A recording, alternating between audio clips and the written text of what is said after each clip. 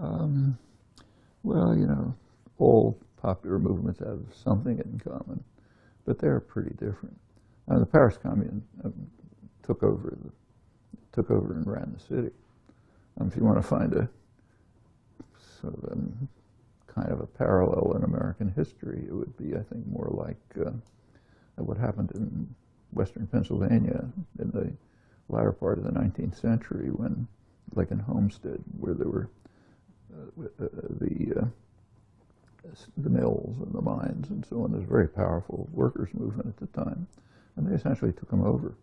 These were worker-run communities, and in fact, the state had to call in the National Guard to destroy them. It wasn't easy.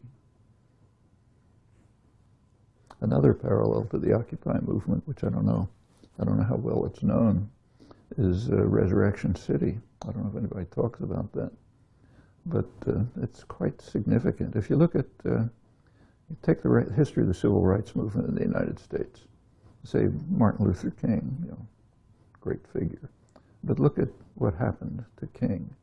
I mean, if you listen to the speeches on Martin Luther King Day, they typically end, the enthusiastic rhetoric ends in 1963 with his I Have a Dream speech.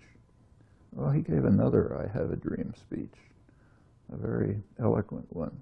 It was the evening he was assassinated in Memphis, Tennessee. And he was there to support a sanitation workers' strike. And he was on his way to Washington to try to organize a poor people's movement. The speech was, had a kind of biblical overtones, the kind he used, and it was basically, the theme was, I can see the promised land. He's saying, it's kind of like Moses. I can see the promised land. I know I'm not going to get there, but you will get there.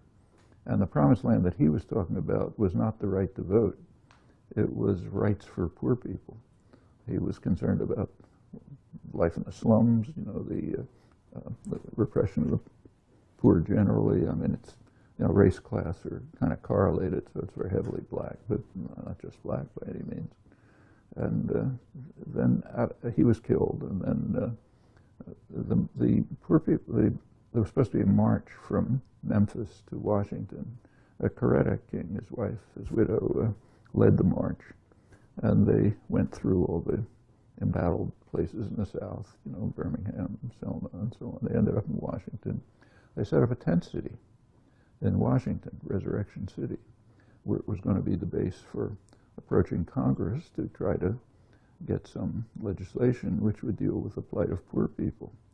Well, Congress, which was the most liberal Congress in American history, they called the police and came in the middle of the night, and smashed up the camp, and drove them out of the city.